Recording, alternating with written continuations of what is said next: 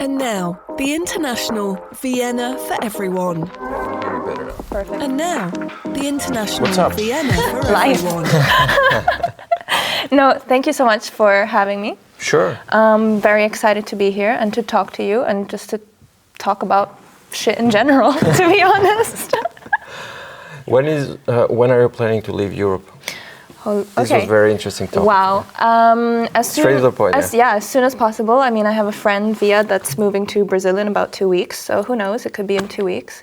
Or it could be in the next 2 years. I don't know it yet.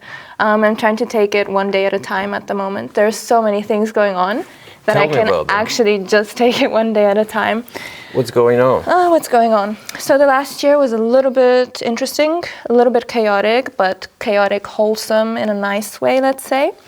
I was part of the AMS, the Austrian Unemployment Service. Yes, we love. In what context? In what context? Unemployed. Yes, so that was an interesting journey for me. But what's really cool, and I know so many people shit about the IMS and things. Yeah. Sorry for swearing, by the way. No, you don't have to say sorry. Okay. Just go. Perfect, let's go. But I had a really great experience. So all my questions were answered immediately. I got all the documents and information necessary almost on the same day. And they actually put me through their UGP program, which is an entrepreneurial program where they support you for 6 months. Unternehmergründungsprogramm. Genau. So the founders program. Yeah. Mm-hmm. Exactly. And I'm still part of this program for the next 3 months. So I've kind of just started a couple months ago. And I'm doing a little private chef recipe development That was business. the program? Yeah. That's what you're part of the program with? Yeah. So they accepted that. They were like, okay, you know what? We do need more vegans and vegetarians in Vienna/Austria. So yeah, we're going to support you. What do you mean we need more vegans? Like, what do you do that you push more people into being vegan? I'm making a series of videos where I share interesting information about health, fruit and vegetables, and in general how nice it is. And how healthy it is for you. And I think that people in general need to learn how to appreciate things more. Because, for example, you take a lemon, you cut it in half. Like, have you actually ever looked at what components are used in a lemon? It's so beautiful. Like, cut a lemon, cut a little slice, put it on your windowsill, and you'll see the light shining through. It's actually a beautiful kind of golden yellow that you get. And not only do I want my videos to resonate with an audience that is already vegan or vegetarian, but also those who are maybe a bit scared of the topic or a little bit unsure, or they don't exactly know much about vegan and vegetarianism. I'm one of them, for example. I'm very interested, and maybe you can tell me more about it. What is going to be your approach? Trying to get people to love fruit and vegetables more through my videos. And then actually, the main thing that I want to do is to build enough private clients. So I go and I cook dinner parties for them, for example, showcasing mostly the vegetables, because although there are many like vegan schnitzels and processed foods, that's kind of not the vibe that I'm going for. I really want to show like, this fruit is in season, this vegetable is good for you, this is, like, did you know that carrots were originally purple, for example? Like, just random facts that are useful and that are interesting for people to hopefully fall in love with fruit and vegetables again, because there's such a high meat consumption in Austria. It's almost double the amount of the EU. The average Austrian eats about 88 kilos of meat per year. Yeah, that's a lot of meat. Is it? It is. I read a couple studies. I mean, don't get me wrong. I was also eating a lot of meat and a lot of fish before I decided to go vegan/vegetarian. So I understand why people keep consuming meat, and I'm not one of those vegans or vegetarians that says like everyone should be vegan. No, that's not what I believe. I believe that being on a plant-based diet and joining the community of vegetarians means that you're doing the least harm possible. So I'm not going to go and tell people like stop buying leather shoes or you should eat vegetables every single day, but like reduce your consumption of meat and fish because as much as you can. Yeah, as much as you can, and take into consideration that actually like a life was taken essentially for you to be able to eat that, and if you want to do that, totally fine. Just be considerate, because there's so much left over at the end of the day at the supermarket, which cannot be sold to you after the expiry date, cannot be given to like people in need or the homeless or so it's just essentially wasted. So maybe just think twice about what you want to eat. There are great vegan, vegetarian alternatives. Most foods or most cultural foods can be veganized as well or vegetarianized. So yeah, there's plenty of things that people can do to harm animals less, harm the environment less. Yeah. I like what you said about your approach to trying to convince people to turn into vegetarian or vegans, because and the analogy you used about the fake meat, or processed meat or fake food, because I hear that from a lot of people that say I replace meat with processed food that tastes like meat, but that's not, I think, the point. The point is so you can preserve things, not just automatically replace everything that you were doing before with something else. Because then I haven't investigated, but where is this processed food coming from?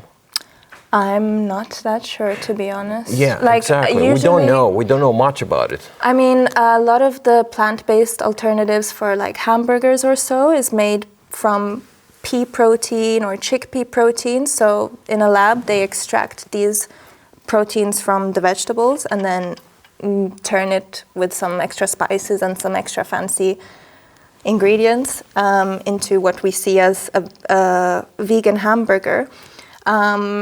But I wouldn't be able to tell you more. I'm not an expert on that, which is why I love vegetables, because I can't tell you more about vegetables. But I like the nature approach to it. And I like what you said about that people should eat what's in the season. Yes, because then so important. You can't possibly expect to eat everything at all times of the year when it's not being naturally produced all times of the year. Don't buy the strawberries from Lidl. They're selling them now. It's not the time. Yeah. Oh, I haven't noticed actually. However, why should you anyway try and eat everything all year? Yeah, it's just, I think capitalism comes in as always, but we've just gotten used to everything being handed to us essentially. And I'm not saying like it's handed to us, you still have to go to the supermarket, you still have to cook and blah blah blah, but back in the days, eating meat was a special occasion, was something that you did like on a Sunday or so when you want to celebrate with your family. And now it's like every day, or some people even every meal, consume meat or fish, and that's not normal. But it might be normal to the people that are living in this generation because they didn't suffer, so to say, from how the economy was doing back in the days and what was available. And globalization has its great sides, because I guess otherwise we would not be here even without globalization, but it also means overconsumption and other negative consequences. I think I discussed this before with another vegan person on the podcast. Damn these vegans. No, only this part. I wanted to say that unfortunately, or I don't know if it's unfortunately, but I do consume meat, and I consume meat regularly. Okay. Why? Am I sick, or what's the problem? No, I don't think you're sick. I think it's quite readily accessible, especially in Austria. You have a lot of ready-made meals that contain meat. If you go to the counter at Billa or Spar or so, you can get a semmel, a sandwich, but the options are all meat-based. I remember once I asked for a semmel with champignons, so with mushrooms, And they were like, exactly. They were like, what the fuck? They were like, never what do you heard mean? of that. What do you mean? Well, they had these little fried mushrooms there with the fried schnitzel. And I just asked them, like, would it be possible to have... Put them inside Yeah. the bread and that's And it took a while to, like, realize what... Well, that's what I cooking had. for them. Yeah, well, I mean... Look, you're Italian, you expect too much from Austria. No, it's okay. This is not Italy. Well, Okay, Italy, we suffer here. In Italy, they're not very vegan friendly either. But they are creative. They are creative. They are creative. So you can have a really lovely like focaccia with a bunch of grilled vegetables and sauces, which is harder to find here. Now you just said something that brings me back to my point. Yes. Isn't bread and flour and salt and what's the third white thing? I forgot. So sugar, salt and flour, the three enemies, even bigger enemies for the body than meat. Oh my goodness. Okay. This doesn't have to be definitive. You're still under the Unternehmergründungsprogramm. Yeah. This could be considered experimental. It doesn't have to be final. So sugar is definitely bad for you, and I recommend for anyone to watch a short documentary, like even on YouTube, about how sugar is made, because essentially it's like, not that I know anything about cocaine, but it's essentially well, the that's same. The fourth white, actually. I forgot that. There you go. But if you look at the processes, it's pretty much the same. You dump a bunch of bleach and other chemicals into the sugar cane to extract all the good stuff out, basically, and so that it becomes white. And then brown sugar is actually just white sugar with molasses on top, like pomegranate molasses or so. So it just changes color and it becomes a little bit thicker in consistency. So sugar is bad. But I am addicted to things like Nutella, for example, which is full of bad ingredients like palm oil and cane sugar. But, you know, it's about being vegan, is about or vegetarian in this case, is about doing the least harm possible. And I'm trying to do the least harm possible with the decisions I take. And Nutella isn't one of those good decisions. It's a small sin. Yeah. Do you feel any change in your physiognomy or body since you switched to this diet or lifestyle now? Now you even call it a lifestyle. Yeah. So I became vegan when I was doing my year abroad in Paris in 2018. And I realized that I couldn't really afford to go food shopping as often as I would have liked to, because I was doing an internship and blah, blah, blah. They didn't pay so much. Paris is expensive. And I decided, okay, like I'm gonna stop eating meat now. And then I also saw one of these Facebook videos with like the poor cows and the pigs. And I was like, you know what, this is it. I'm literally never gonna, I promise you. It was really like that. And then I just stopped eating meat completely. And it benefited me financially, which was great, because I guess no one in Paris eats vegetables. They're all about charcuterie boards and cheese and meat. So it's okay for me. It was fine. And then I noticed that it helped cleanse my gut, let's say, because I was eating so many vegetables, so much spinach, so much broccoli, like a lot of green stuff. And people say, oh yeah, if it's green, it's good, kind of in a mocking way, but it's true. If it's green, it's healthy for you. It's good. So yeah, I definitely noticed some changes in my skin. Also, weight-wise, I had a lot of water retention problems, and by eating, or it seemed like by eating less meat, these problems slowly vanished, and now I'm fine. And do you check yourself regularly? You don't miss anything from things that you used to eat? I mean, do you mean taste-wise or just nutrient-wise? No, I meant like you do the blood test and there's nothing missing. Yeah, exactly. There's the yearly checkup that you can do in Austria, and that's always been fine. I mean, except vitamin D. Except vitamin D. Because we come from sunny countries. Yeah. But my parents are always there. Actually, my whole family and my friends are always like, make sure you eat enough protein. And I'm like, I know. It's very important, and it is. But I do, yeah. So you kind of switch between vegetarian and vegan. Well, because what is it? I am vegetarian, but lactose intolerant, so I've never really had Anything that comes from milk. Yeah, so I'm a vegan that eats eggs. Okay. Sue me. Well, it doesn't count because it's not. Yeah, exactly. It's vegetarian. But then when I go to restaurants, for example, or when someone is cooking for me and I tell them like, hey, I'm a vegetarian but lactose intolerant, they're like, so you're vegan? And I'm like, yeah, sure, I'm vegan. I don't mind. Yeah. But now that the term plant-based exists, then I can say I'm plant-based because you base a lot of your food on plants, and then it's kind of up to you from that branch, let's say, if you're vegan, vegetarian, or flexitarian. Where do you publish these videos? The videos that you're doing? On TikTok and on Instagram, but I also would love to start something on YouTube. What's the name of the channels? It's just my name, Rebecca.Spanos. Yeah. But you also started a website, right? Yes, I have a website. There's also a website, which there is is called a website. Recipes. I forgot what it's called exactly. It's www.rebeccaspanos-privatechef.com. Private Chef, Yeah. recipe. Yeah, because I was trying to look for cool names like lemon chili pepper, which are the 3 things and 3 ingredients I love the most. But these names are all already taken, unfortunately. So settle with mine. Your name already sounds South American, and if you would put chili on that, it would give a totally different context of the type of kitchen that you're Okay. I guess it'll happen for a reason then. But anyway, links are in the description of this podcast if someone is interested Perfect. to look it up. Please do. Coming from, because you're Italian, is it really something in your family and everyone's family that you all know how to cook? Well, so first of all, when I say I'm Italian, I say I'm Italian because I lived there for most of my life, but actually I have a British passport. Okay. So that means I'm here on a little visa.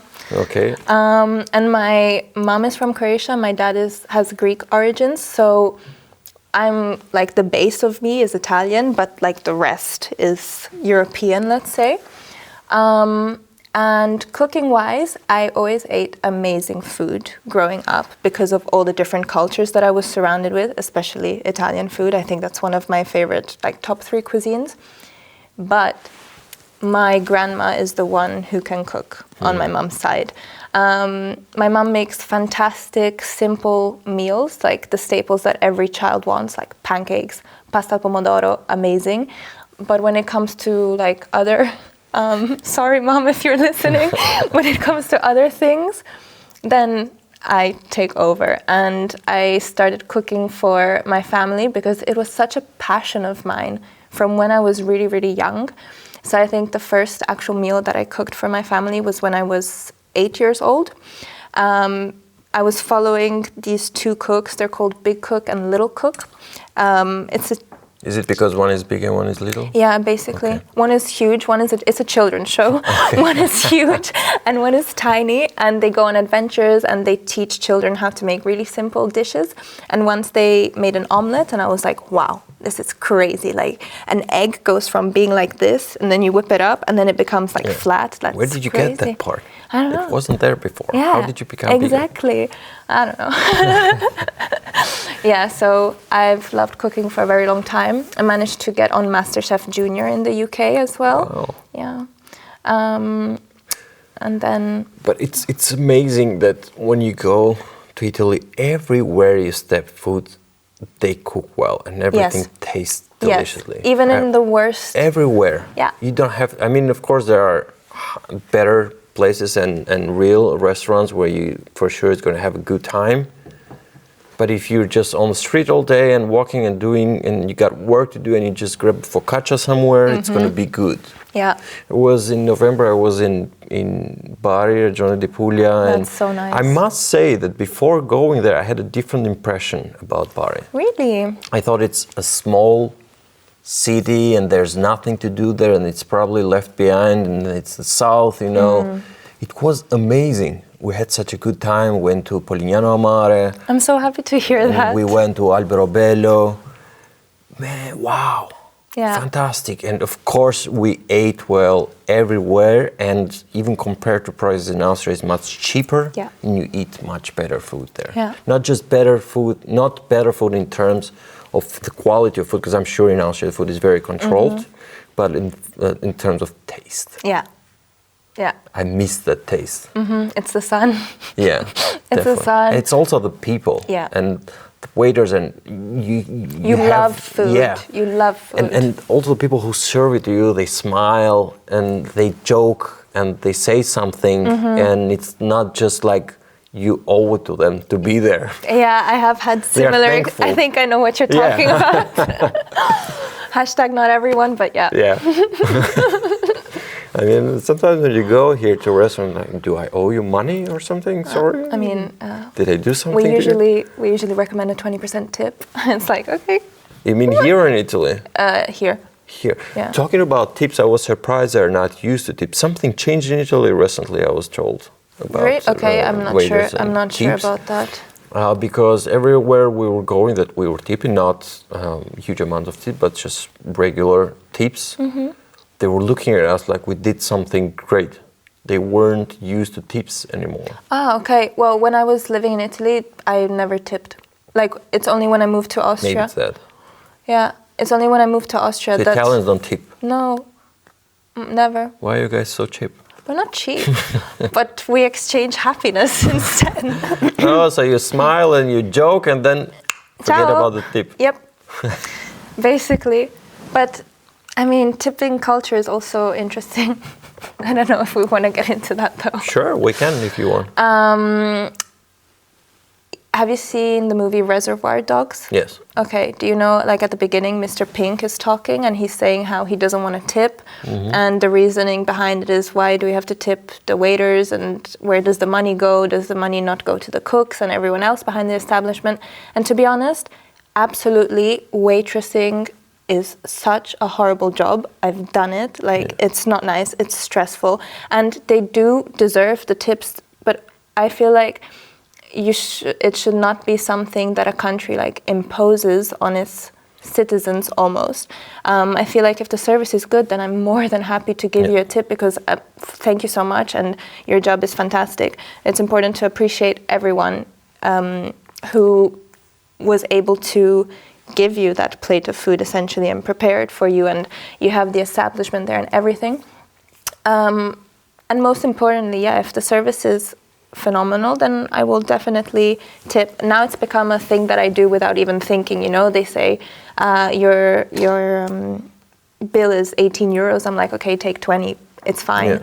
But I really was not used to that when I moved here. I fully agree, and I also don't like when it's imposed.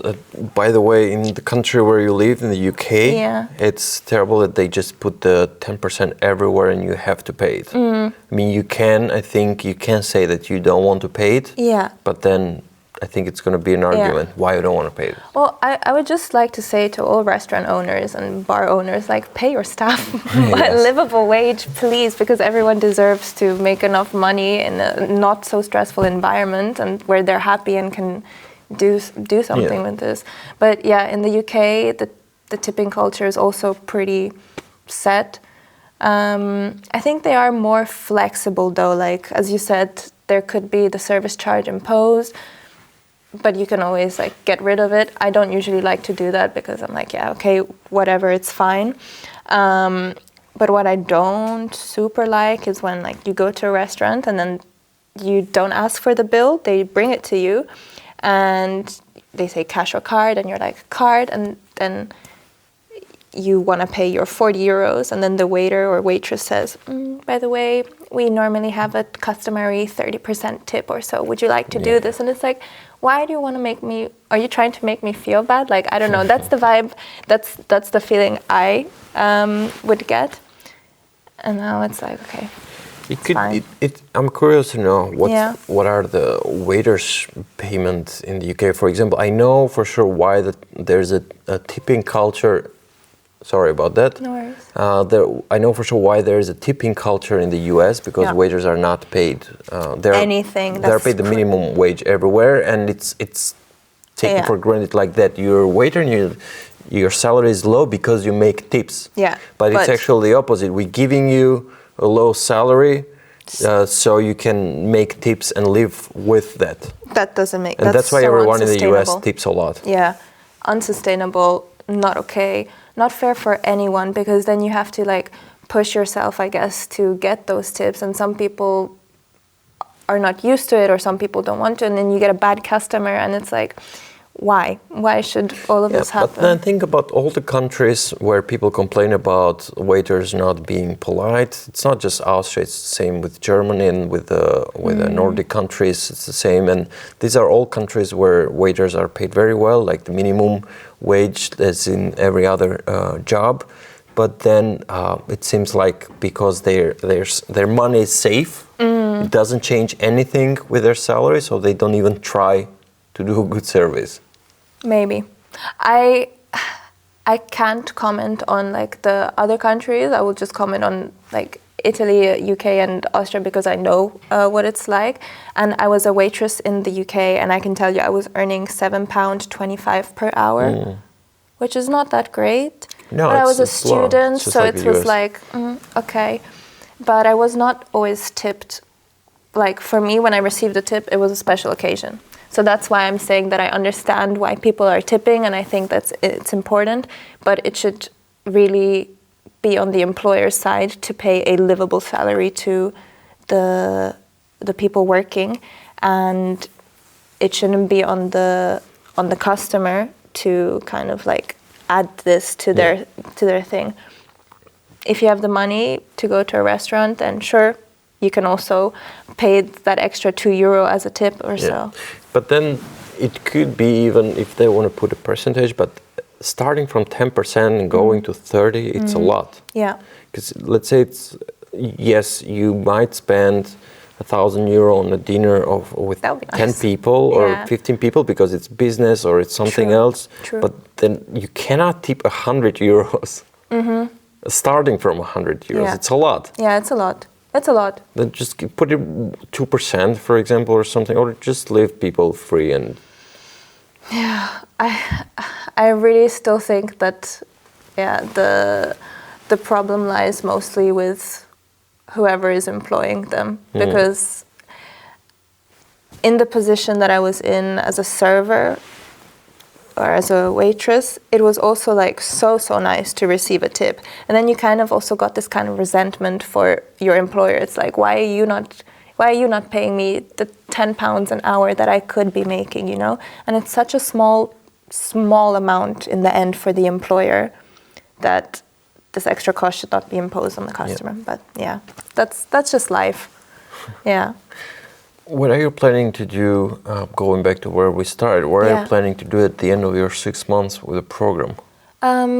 Hopefully have enough clients where I can, or enough private clients, so that then I can approach restaurants and recipe develop for them. Because I find that, especially as a tourist, when you come here, and if you're vegan or vegetarian or plant-based or whatever, you want to have a non-meat, no fish meal, and you want to have an authentic Austrian dining experience, it's very, very hard to find traditional Austrian dishes that have no meat or no fish in them. And it's very easy. Impossible. Well, unless you get potatoes and that's it. Yeah, but also the Kartoffelsalat is made with Rindsuppe. Like, you can't win. But that's what I want to try and show restaurants, that it would be very beneficial to them to add 1 or 2 plant-based menus to their options to their menu, because in Vienna alone, I think 11% of the population identifies as vegan. That's a lot of money if we're thinking about it in terms of how much revenue the restaurant industry could make. And it's very easy. So, for example, the Kartoffelsalat that you mentioned, instead of using meat bouillon, you can use vegetable one. It's a very easy switch to do. Also because when you go to these traditional, or the ones I've been to, the traditional Austrian restaurants, when I look for vegan options, the option that they give me is like a Thai green curry. But I'm not going to an Austrian restaurant to eat a mediocre Thai green curry. And it's mediocre because the chefs are trained for Austrian cuisine, not for Thai cuisine. And what I want to see is more of what people maybe eat at home that they don't even realize is vegetarian or vegan, like semmelknödel. Why do you have to put little bits of bacon in it? Just take it out and replace it with petersilia. Yeah. But it's bacon. But I don't know. It's crispy. Yeah, you can have crispy onions on top instead. There's so many possibilities. And also, like, if you think about it, if you just cooked a slice of chicken like that, like a chicken breast on a pan, it won't taste of anything. It's all the extra spices and ingredients that you put on top that makes it taste good. I won't say that for bacon, because bacon, I remember what it tastes like. It tastes good. You probably forgot what it tastes. That's why you talk like that. No, I feel like I really remember all the flavors and all the textures of the food that I used to like. And again, I didn't go vegan because I didn't like meat or fish, but I think I'm doing it for the animals and for the environment. But yeah, there's so many things that we can do to change it and love vegetables instead. Talking about doing it for the animal, do you have a pet? No, I don't.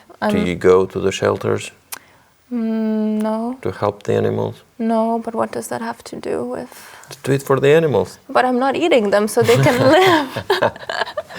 You're letting them live. Yes, I'm letting them live as they should. And I think that if more people went plant-based, then there would be more cows in the fields when you're on a road trip and you're like, oh my God, cows, oh my God, horses. And then an accident, a truck. Well, because you Jesus look at the horses Christ. and you get distracted. You get someone else to drive for you for Yeah. 2 seconds. I got my driver's license in Italy, so. When? When you turn 18? Yeah, so, and I haven't driven since. So 7 years ago. Yeah. That's one of the things I was surprised within Bari, that people drove very well. Oh. Which is something that doesn't happen in most of Italy. I mean, I feel like it's chaotic, but it works. So don't get in a car with me until I have extra lessons. But yeah, I feel like everyone just kind of knows where to go. I mean, every time I go back, I congratulate all my friends on driving. Also, do you drive? Yes. Well done. It's an amazing achievement. Thank you. Because you have to look at the road, you have to look at the phone. The people. No. In Italy now, they're giving you like super mega fines if you look at your phone. I absolutely agree. Yeah. But yeah, that's also why, you know, driving is very important. It's very difficult. There are so many things to do. And then when you go to Italy and you don't see any lines on the road to tell you what to do, and yet the cars still know exactly how to move. Like, that's pretty impressive, That's I gotta talent. say. Yeah, Skill. exactly. So yeah, I can't Why do you say. go to the job in there? What skills do you have? Well, I can drive without lines. I'm In Italian. Italy, yeah. It's kind of the same in Paris too, I think. Like, if you go to the Arc de Triomphe, there's, I think, 6 or 7 bit roundabout, no lines whatsoever, and people are just crazy. I remember that. Yeah. How long have you been in Vienna? I forgot that. It's gonna be 5 years in June. 5 years. Time flies. Yeah. Time flies. And my German is definitely not as good as I wanted it to be. No? No. You're trying or not even trying I anymore? tried, exactly. I tried, I did. You're one of us. And then I stopped. And now I got the DG Winner Gutschein, or the Gutschein from Stadt Wien, which is a Gutschein that it's a coupon of 300 euros that the Austrian government gives to you so that you can amplify your skills in any language or in any kind of like digital sector. I think you should inform me about that one. It would be something cool to share with your international audience. Sure. I didn't know about that. I will send it to you. Yeah. And this is the Gutschein that helped me learn German in my first year. So they give you a list, they give you 300 euros, they give you a list of possible schools that you can attend, language schools, or if you want to do something in the arts or digital or media or so, they also supply a list for that. And then you go, you pay, and then they refund you when your course has ended. If you've attended more than 75% of the classes, I think. That's the only caveat, but it's a great Well, caveat I mean, and you a have great to do it. motivator. Exactly. And why are they And going to it's- pay for you if you don't do it? Exactly. Is So it online or you can do it in person? You can find the courses here. you do it in person as well. Yeah.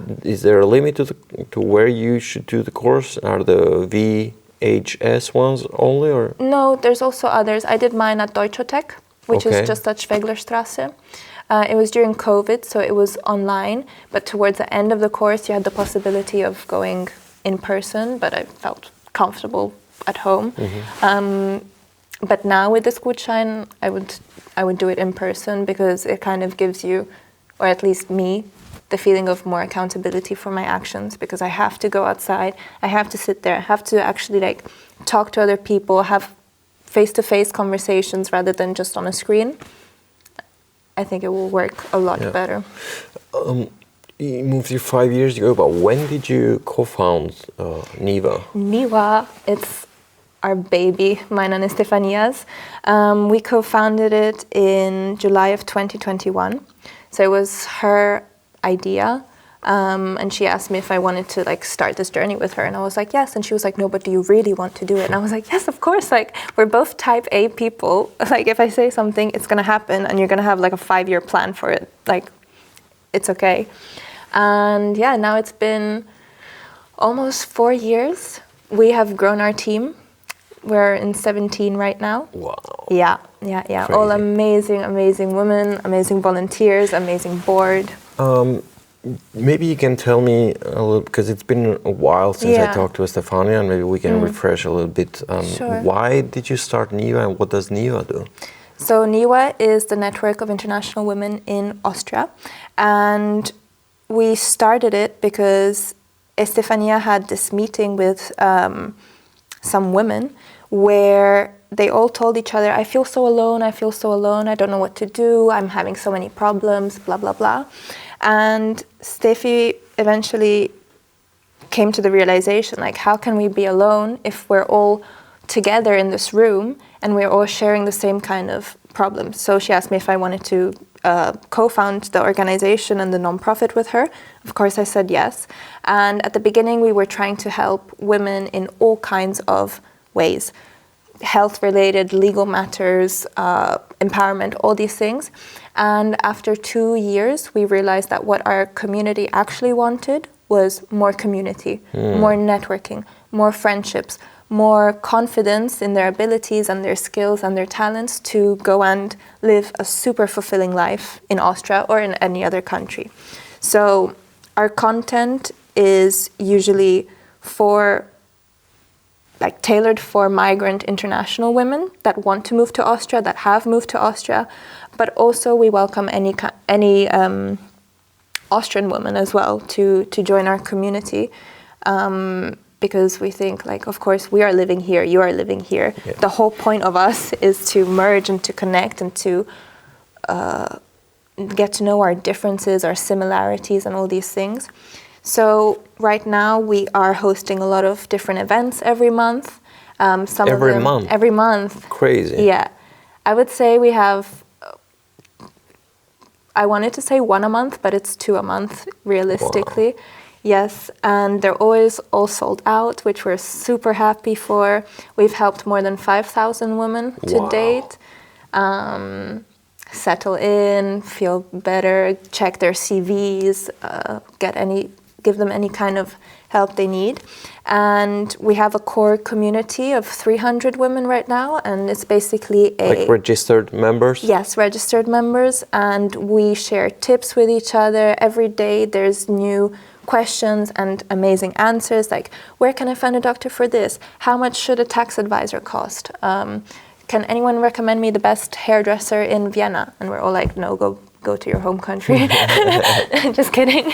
But where do you do this communication? So if women should join you, how can they do it? So on our website, there's a form that you can register on, and you can opt in for the newsletters or for joining our core community, which is right now a WhatsApp group. And you have access also to our Facebook groups. And this is where we tend to share information before we share it to the rest of the world on Instagram or TikTok. Is it paid to be a member? No, it's free. Free? It's free. Yeah, you should join. You should definitely join. Yeah. I would have joined if I was female. Thank you. You're an honorary member of NIWA, though. Am I? Yeah. yeah. I talked to Steffi about it. You are, of course. Thank you very much. Of course. And what is the plan for this year with NIWA? Because I'm very interested in you. I think it's a great thing. Thank you so much. The plan this year is to grow even more. Hopefully get some funding. Yeah. We have our biggest event ever, Sprechen Sie Success. You did that last year, right? Yes, and it was such a success. Was at the social hub? Yes, the it was at the big social round hub. Yeah. Stage, let's Yep. say? Yeah, there. And we had more than 120 women participating. This year, it's probably going to be the same. Basically, it's a big forum event where we have 3 keynote speakers. I think this year we will have 3 or 4 workshops. You can also get your CV picture taken. So we set you up for feeling confident, for acing your next job interview, and for having a cute little picture taken of yourself that you can use for WhatsApp or for LinkedIn, or however you please. Make yourself a Vogue poster. And Why not? I see now that you're working a lot with Aika, right? Yes, oh my goodness. I'm so happy when I see that you are all working together Yes, now. it's so cool.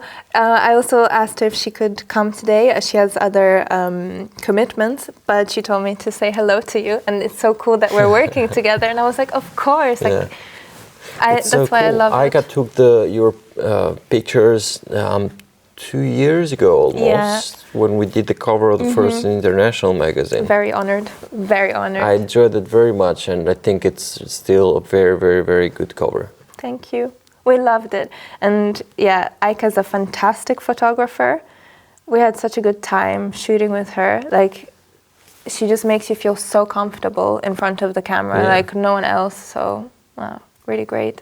And I'm happy that we got to work together, and we're still working together. And I'm happy that you met Estefania at the wine making thing. Like, that was so random. Like, look at all the things that happened after that. Like, it was from the expat center of the Vienna Business Agency. They organized the expat center or club, expat center, I think. Nina was there, who organized these hiking trips, pretty much, where we'd go and go to the wineries and then get the grapes. And so cool. It was in September 2021, I think. Yeah, I think 2021. So.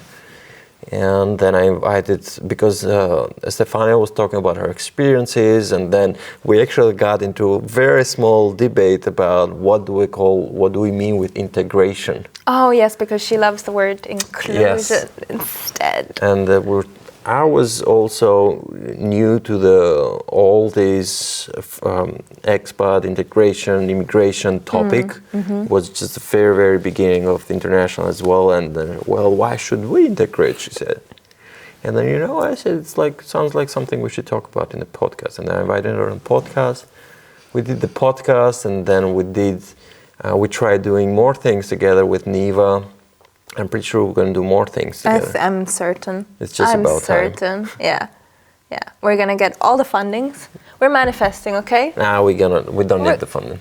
We don't need the funding. Need the funding. I mean, we can do it without the funding, but the funding would help. Could help. So it's coming to us. It's coming to us. All the riches, it's coming to us. So tell me a little bit, because you lived also in other countries. You lived in the UK, but did you live in Italy? You did live in Italy. Yeah, I lived in Italy for about 15 years. First 15 years. Yeah, so that's why I say I'm Italian. And the Italians are like, no, you're not. And I'm like, Italian. I am, let me be. Now you live in Vienna, you think you're going to stay here? I would love to have a European passport because I don't have one currently. But I also love the country, so I would imagine myself staying here for a few more years, yes. I find life in Austria really simple. Like, apart from the sun deficiency and sometimes passive-aggressive people that I'm still not used to, but I think I'm turning a little bit passive-aggressive, so don't hate the player, hate the game, I guess. But I would see myself staying here for a few more years, although the dream is to live somewhere sunny like Tenerife and just having Yeah. a small house, huge garden, and growing my vegetables, and maybe having some cows, but not to eat, just for fun. First of all, who would have thought that people wouldn't need the UK passport anymore? Literally, my parents, like, they were like, okay. They thought they did such a, they Gift outsmart, to you, but yeah, then exactly. You don't need it anymore. No, not because of Brexit, but how could they have known that? No, How can no. anyone have known that? It was just by 2% or even less that Brexit happened. Did you move here before or after the Brexit? I moved, so Brexit Brexit started in 2016 and officially had its closure in 2020. right? Yeah, exactly. So I was here in June 2020, and by December 2020, that's when you had to submit to the Austrian and to the UK government, like, I'm going to move to Austria, I'm not going to be in the UK anymore. So then it was still, until then, it was still a bit easier to stay because you were half Yes. considered Yes. that you were here, and then it was just a matter of declaration. You didn't have to Exactly. get a And resident permit. Or you do I have know, to. I have a resident permit, I have the meldezettel, and I have the Article 50 EUV card, which allows me to stay in Austria until, like, for every 5 years. So it's kind of like the Rot-Weiß-Rot-Karte, but for people from the UK, because we're in a separate category. Yeah. Yeah. But well, because of the change. Yeah. But basically, after 5 years, I think I can get a renewal for another 5 or 10 years. But that's a problem for me for June, I guess. I haven't thought about it yet. You don't have much then. No, I know. I know, but I have Less so than 6 many. months away. Yeah, I know. I have so many things to do. In 2 weeks, I'm leaving for the North Pole with Estefania. What? Yeah, Why? Where? When? because What's the story? yeah, she had we have a group chat with a couple friends, and she texted a bunch of times in summer, like, I want to see the Northern Lights, I want to go to the North Pole, I want to do this. And it was the period of summer where apparently you could see the Northern Lights everywhere in Austria. We fell asleep that night. We went to Kallenberg, we hiked it the night after, we stayed there for 2 hours, nothing happened, we gave up. And then she started texting all these things, and at one point I was like, you know what, fuck it, I'm gonna come too. And then we rebranded it the Founders Trip. And yeah, we're gonna go do a little trip to the Arctic Circle.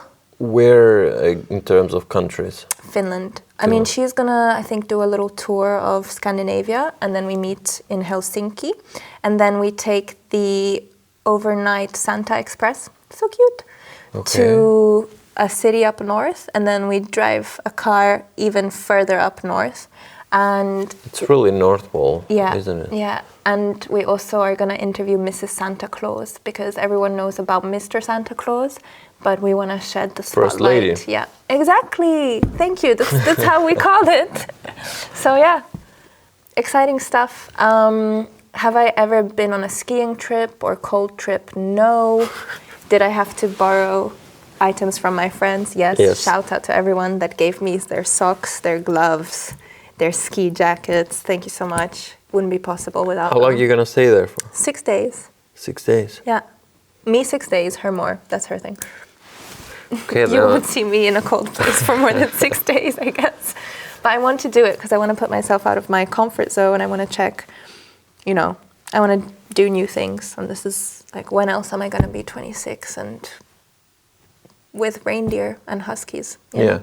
Yeah. I saw this documentary, which apparently the main character of the documentary was a popular figure already on internet, Brian Johnson. It's this guy who's doing this blueprint treatment so he can not, he's trying not to die. Okay. So he's de-aging. Interesting. In reverse. Is he an older guy? He's 40, now he's 47, he was 45 at the time of the documentary. And he had the body of a 37 years old, so the physics and everything. And he said that every year he's aging, so for a year he's aging only 8 months. Oh, slay. And he's constantly putting it down. Is he vegan? He's vegan. He is There vegan, it is, but ladies and gentlemen. There it is. well, it's not only that. No. It's he was taking about 130 pills per day. Oh, then maybe I have heard about him, like on some random. It was something nuts, and it was a different way. And he's convinced that he wants to try this. And I mean, if you look at it, I don't know how much sense it makes, because now this is a new thing. We have to talk to him again in 50 years. We have to. Yeah, we will. We can. We do a round me, you, and Steffi here. Yeah, in the podcast. Yeah. But he used to wake up, he said it's important to sleep on time, and he says he sleeps at 8:30 and wakes up every day at 4:30. He does his thing, he doesn't get sunlight every time, but only when, so he measures everything. He doesn't go out if the sun is not right. Of course, he goes to the gym that he has at home, but there's one thing, that he's a multi-millionaire. And that helps. That's yes, just a little thing. He said that himself, that I understand that not many people can do what I do, because no one can afford to just play around and cheating death. Yeah. Would you do that if you were also a millionaire? I don't know. I think that's the thing that you get when you get everything from life in terms of materials and money. You just start experimenting and trying things that you can do, and someone tells you, I have this plan that we can cheat death, and sure, let's try. Is it deadly? We don't know yet. Well, death is there anyway, so maybe I'll try and not die. But 130 pills per day? I can't even swallow one, so no thanks. Yeah. I hate it. And he was eating so little. Vegetables only, but so little. Where is he digesting?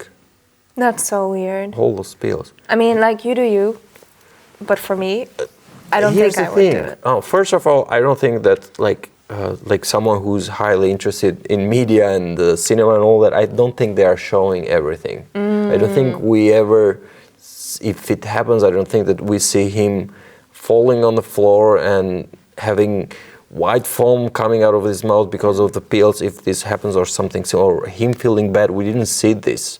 We only see the good things. Yeah, of course. But I mean, what they want us to see anyway. Yeah, and turns out he has too many followers now, but not just followers on social media, followers in real life. They go hiking together, they try to do the same therapy as he does, and he's a public speaker. And I was like, well, wait a second, he made a lot of money because he's a businessman, he's an entrepreneur. Yeah. Why shouldn't I think that this is his next business?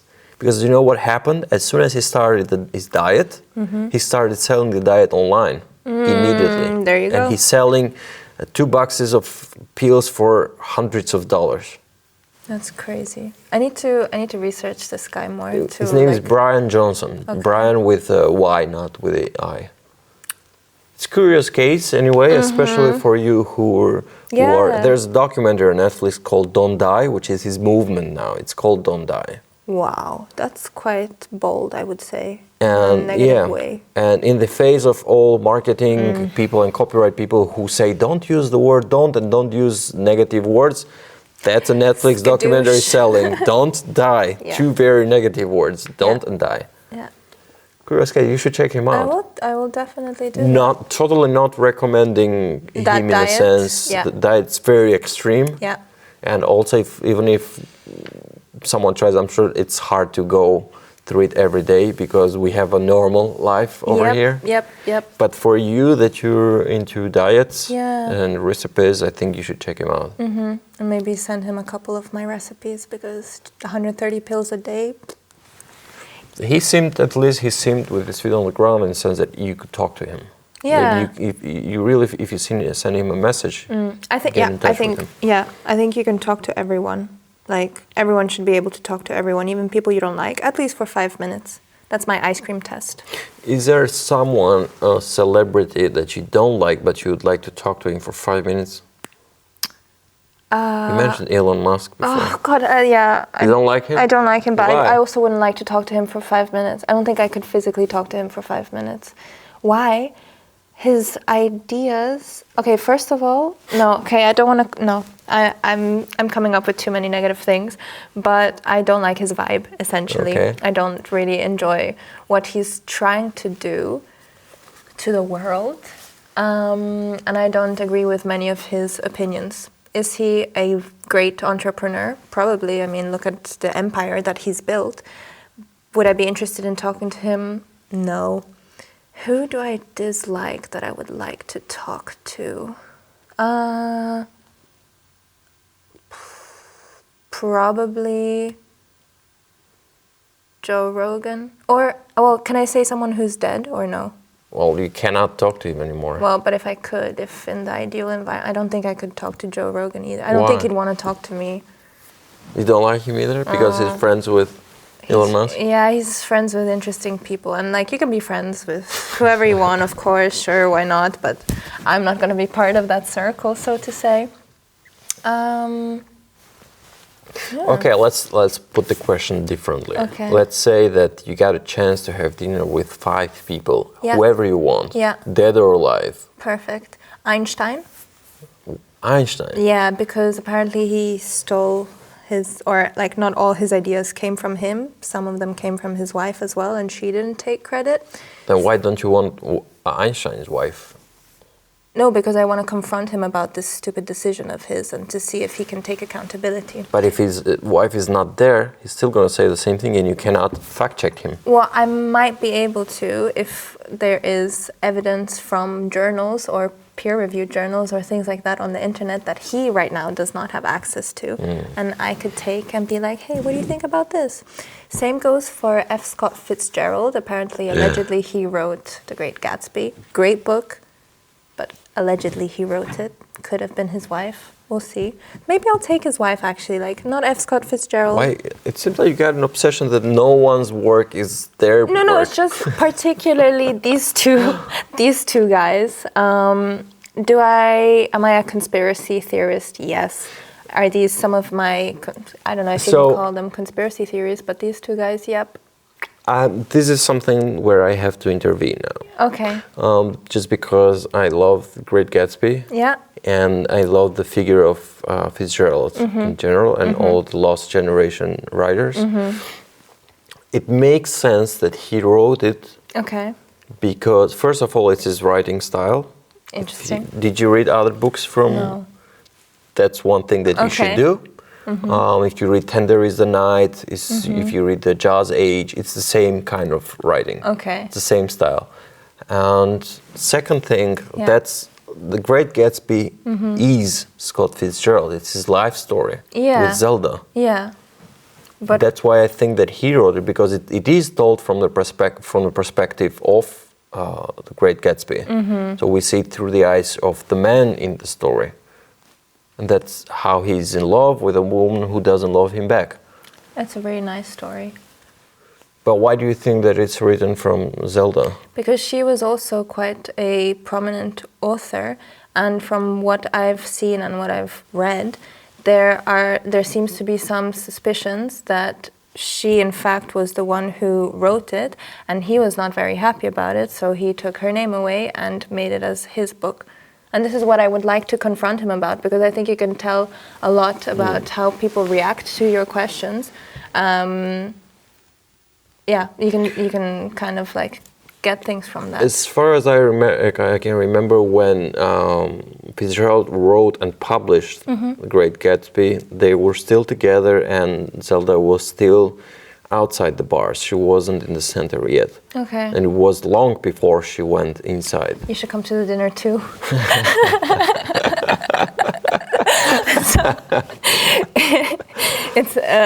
I mean that she would have said something, because she was around, and she was around for much longer time after it was published. And there are letters with when it was a draft. There are letters between Fitzgerald and Hemingway, how they discuss the draft before that. I don't know. I'm just saying that you just stepped into one of my dream writers, and I have to defend that. No, of course, I get that. But at the same time, like, okay, this was what, the 1900s? Yeah, I mean, he wrote The Great Gatsby sometime in between 1920 and 1930. Okay. I'm not Okay. 100%, but it was around that time. Okay. Well. So 3 more. Yeah. 3 more. My favorite artist in the world, Peso Pluma. He is a Mexican corrido artist. His music might be a little bit controversial, but I love it. It puts me in a good mood. He's a musician? He's a musician, yeah. So I would really love to meet him and talk about his passion. Also musician, Billie Eilish, because I think her ideas are crazy. And I love crazy people. And third, also on the crazy people line, Heston Blumenthal. He is a crazy chef. And I've watched his shows forever, and I just want to know how his mind works, because he just comes up with the craziest shit ever, most extravagant as well. Like, as you go to a dinner of his, and it's like being in an Alice in Wonderland play, and you actually feel like you're in Alice in Wonderland, like you're Alice. Just crazy. So no, Anthony Bourdain, the chef? No. I'm sorry. Why? Tell me. No, he was a very popular figure before he killed himself. Oh, shit. You never heard of Anthony Bourdain? I really don't. You should look him up. I need to look a lot of things up. He was a chef. He became a TV celebrity, but a good figure, not like Gordon Ramsay. Oh. He was a very lovely person. He was in love, and it is speculated that one of the reasons why he got into depression and killed himself is because of his failed relationship with what's the name of the daughter of Dario D'Argento? The Italian director. Aurora. Yeah? I don't know. I don't remember her name, but he was in love with Dario D'Argento's daughter. Wow, I'm learning so much. Yeah. I need to ChatGPT or Google so much after this. Damn. But he's an interesting figure. I think you should check him out too. That's so cool. And he was throw more interesting figures my way, because like something I'm trying to do is to reactivate my brain cells currently, because I'm spending so much time online, and I don't really love to read so much, but I know that's good for you. But it's a goal for 2025. Okay. But what I'm doing is like doing mental math or learning chemistry or things like that that I used to know in school or at university, and now through the years I've just forgotten. Of course, when you like look back, you're like, oh, okay, yeah, of course, this mathematical equation makes sense if I want to find the perimeter of this or whatever. But it's knowledge that I had lost, and now I'm like retrieving from the back of my mind, kind of. Wait, do you think you can solve equations after all these years not studying math? Yeah, and I'm training myself. Complicated ones. I mean, I'm training myself to do it. That's what I mean. Now that you mention, I don't know anymore. Yeah, exactly. And it's like stuff that could actually help. Like, okay, in school we're like, when are we going to need algebra? Yeah. We never did. Actually. Well, no, but like when you're moving furniture and stuff, and when you're moving house, and you're like, holy shit, like, how am I gonna, like, where am I gonna place the TV now that the corner is like this? And it's like, oh, maybe I should have listened more. Not that I didn't listen, I was a pretty good student. But you forget because you don't practice. Exactly. And it's the same with like languages, the same with sciences, like basic biology, goodbye. Out the window. Ask me anything, I'll be like, I have no idea. Do you have any, what's your... Tactic? No, not the tactic, but I mean, you mentioned that you want to read more this year. What's your book on the list or books? I am, actually, it's funny, because I'm reading The Great Gatsby from English to German, which I can recommend to, honestly, it's so good. Like, I'm gonna use the 300 euro Gutschein from Stadt Wien, but this book was like 13 euros on Amazon. And it translates word by word, like every other page has one extra word of German until you get to the end, and suddenly you're reading the book in German because so many words are repeated, and there's like a index at the end where you can write the page number and the word you learned and what it means in your own language and stuff like that. It's very, very cool. Very interesting idea. Yeah, it's great. It's really great. Otherwise, because I want to improve my German, I bought a bunch of books on Thalia when they had discounts, 20% off or something. I was like, yeah, you're coming home with me. All about plants and gardening in German. So I'm getting knowledge about what I can forage and stuff, but I'm also learning the language. And it's the same with the UGP, with the program from the IMS. They supply you, I think, 12 seminars that you can attend. They're in German. You have a whole booklet full of amazing business German words that not only help you learn the language, but also help your brain work. Exactly. Like, it's fantastic. So any chance I get, I try to read stuff in German. And I will say that I'm not really a fan of like fiction, so that's why I'm reading a lot of like books, except for The Great Gatsby. That happens to be one of the books that I read. I love non-fiction. I love learning actual things. But fiction is good for vocabulary, probably, as you can tell. I thank you very much for being here. I'm very curious to try your recipes. Thank you, Ali. Very soon. I'm sorry I couldn't bring you anything today, but I definitely will. No, don't worry. This is not the environment for that. I think I should come to a place and a situation where I can really enjoy your recipes. Now, I wish you the best of luck with all your plans with you, this year and with Niva. Thank you so much. I just want to remind everyone that now the International has an app which you can download. It's for free on Android and Apple, and you get your news there. It's faster. You can check it out, and because sometimes our website is lame, so now we're trying this app thing. I did see it on Instagram. Yeah, but you didn't download it? I don't have storage, in my defense. It's just 22 megabytes, by the way, now. I'll show you my... Oh, okay, perfect. I'll show you my phone storage situation. You can delete this video that you just did before we started the podcast. How was that? Cell phones on silent. Everybody shut your mouth. The show is about to begin. Yes, you can delete that video after you publish it. After I publish it, yes. Yes, and then you're going to have 22 megabytes for the app. Perfect. Also, there is newsletter that people can subscribe to, and for people who are not online all the time, because we do publish a lot sometimes, but not everyone has the nerves to follow every day. So once a week, every Friday afternoon, we send out a newsletter, and you can easily subscribe. You find the link either on the website, theinternational.at, or on our Instagram and LinkedIn page, where you should also follow. You should. Yeah. Niva. Niva is Niva Austria on every single platform. Please follow, please join. Please follow if you're a man or a woman, because some information is useful for you too. And the recipes? The recipes is rebecca.spanos, anywhere. Very curious about how it will turn out. Yes, me too. Hopefully delicious. Thank you, and bye everyone. Thank you, bye.